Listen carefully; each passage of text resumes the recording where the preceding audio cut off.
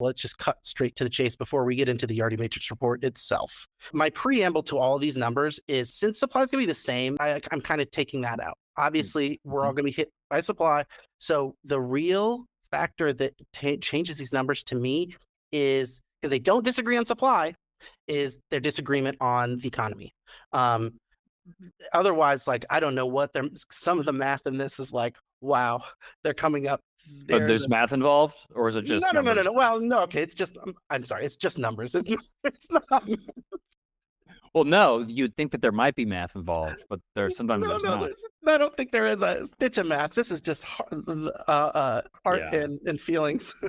but which like might be better than trying to do the math. Yeah. Well, even Carl, isn't that all economy? I mean, it's what economics. That's why it's a soft science, Matt. It's funny that you mentioned that, because Carl Whitaker himself wrote that. He said, what did he say? But it's not an exact science. We're just making best informed guesses based on data and gut feeling. It's like, aren't we all? So if I feel like the people that are willing to admit that are probably the people with the most accurate numbers. But regardless, Yardi Matrix, 1.5% rent growth by the end of 2024. So that's their number. Okay, 1.5% for Yardi. Yeah, Freddie Mac says 1.2%. CBRE, 1.2%. Cushman & Wakefield, negative 2.5% rent growth. Marcus & Millichap, 1.5% rent growth. CoStar, 3.5% rent growth by the end of the year. The average of all of them is 1.067 rent growth. And that's pretty crazy. I think that if you take out Cushman & Wakefield's, which they mentioned in that forecast. Yeah, tell us about it, because I mean it's a pretty big outlier. They mentioned a downturn in their forecast, but it wasn't all doom and gloom. They threw that negative 2.5 out and then went to the next topic like it wasn't a big deal at all to talk about.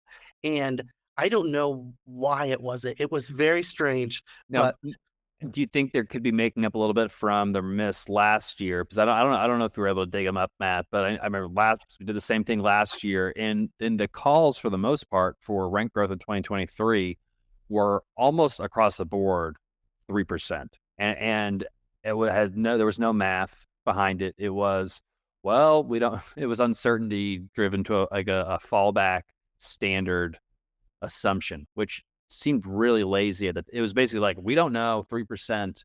It was obviously negative in most cases. And so is Cushman, an about face, and like, maybe we'll get the average right over the next 2 years. I believe, that could very well be it. Let me or does it even matter? Does it even matter? This is just their. I don't think that they're really necessarily making up for it, because I think that I remember Marcus & Millichap had a really high one. It was 3. I remember. It was 3, because that was like the historical average, and I'm like, all right, well, that's how it is every year. But I don't remember exactly Cushman & Wakefield, making it that high. Now, I do know that in the article itself, they had, they really didn't seem to emphasize a level of economic catastrophe that would be commensurate with that low number. So just the supply, is that what they're attributing it to? Is just like normal demand, but just such a great amount of supply that we'll see that. Yeah, it makes me, the fact that they are able to put that out there, and in a reasonable way, like thinking, well, yeah, you guys got to be ready for this. Obviously, like, yeah, it's going to be this year. It's going to be sluggish rent growth, negative 2.5%. We're always going to be adjusting. My pushback against that, I think, that sounded realistic a year ago. But having been through this a year of this already, I don't know if that's necessarily going to be the case for a whole nother year, absent a full-blown recession. They said downturn. They didn't necessarily say recession. I'm thinking that they may just. No one wants to make a recession. Everyone is very hesitant to make a recession call right now, because everyone missed the recession call last year, so they don't want to be, cry wolf twice in a row. Matt, I'm thinking through, it's like, what use are these numbers? And I question the usefulness, and then I'm going to tell you why I do think they're useful. But the reason why they're not useful is because, like you said, it's literally just, direction of the wind. How do I feel? Sort of, maybe there's some data, but it's mostly just how we feel. Mm-hmm. And 2, these are national numbers, and like, So no one's investing in the national apartment community. It's all super local. But what I think this is reflecting, CoStar's different though. I'm going to take CoStar out of it because that's much more data driven, at least in my understanding. Although their analysts are making some calls. Typically, it's more data driven based on their forecast by Oxford Analytics. But so anyway, what I see these, especially from DRDs, Freddie, but especially the brokerage firms, the firms that have like a monetary interest in like doing deals. Yep. They usually are like, hey, there's going to be some good growth. To me, this is them saying, we are not super optimistic for performance next year. We don't want to say negative because we have to make a living and we haven't had any revenue. We need to have some positive growth. A negative would just would throw up red flags, especially in a year of negative growth. 2 years of negative growth really it really screws up performance in returns. And so it's which direction is the wind blowing and sort of the velocity of the wind. And they're saying that it's not necessarily blowing in the great direction. They're feeling not great about the apartment market for next year. How much of 2023 is influencing their outlook on 2024? I'm not sure, because again, it's all feelings. And as Matt, you and I have documented throughout this year, the feelings of the entire economy change every 3 weeks, 4 weeks. Yeah. I mean, it goes from certainty of a recession, certainty of rates staying higher for longer, and for at 5%, we're getting ready to go to 5.5%. We're going to stay up here forever. It is certain, like we know now, this is exactly. Then literally weeks later, 10-year treasury comes down just to where it had been before, and people are like, oh my gosh, I've never seen the 10-year treasury this low. Everything is great. We're going to a soft landing. The recession's been canceled.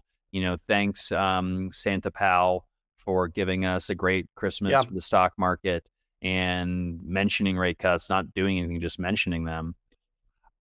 It's all feelings. And so this is a collection of feelings of apartment industry economists and analysts and experts, but is being driven by the firms they work for have incentives to do deals and sell real estate, and they do better when the multifamily industry is doing better. So if those people are saying it might be a little bit of a rough year, maybe it is choppy. But again, but then again, are they being influenced by a choppy year already, and they're hearing their firms are not bringing enough revenue? And we've looked at how much the revenue has dropped at some of these firms. It's a lot. A lot of them have a lot of debt. Again, I think we should do a correlation of their projections and then their own like firm performance and see if there's any correlation. I do. What I think the value of reading all these or just like keeping an eye open to what these projections are is, if they're all over the place, which they kind of are, then that could be a key that there's some opportunity there, that there's some information that people are missing or misrepresenting that you can kind of seize. And again, that's where I absolutely believe. And again, since it's all feelings and not like facts, and if there was facts, everyone would be straight, everyone would know, so they'd do it. My feeling is this, like we are now in, like today, a great time to buy real estate, like really, really good. And it's always going to be when sentiment is low, even though consumer sentiment is getting better. But it's when on real estate, if you looked at real estate sentiment, it would be pretty low also. And it would be low. And it's that's the time to buy. And so when people aren't sure, some people say there's going to be, if we see a spread, CoStar saying 3.5 growth, Cushman's saying 2.5 negative. I mean, that's a big spread. There's dislocation. And there's going to be that uncertainty is going to lead to less decisions being made by some buyers, and creates huge opportunities for those who say, well, I'm not going to go off the gut of these guys. I'm just going to go off my own gut of what I think is a good time to buy, which is like, that's what we're doing. And they're going to plow ahead and find some great deals. So again, it's useful. It's not useful. Going to keep looking at it all the time and appreciate you bringing it to us.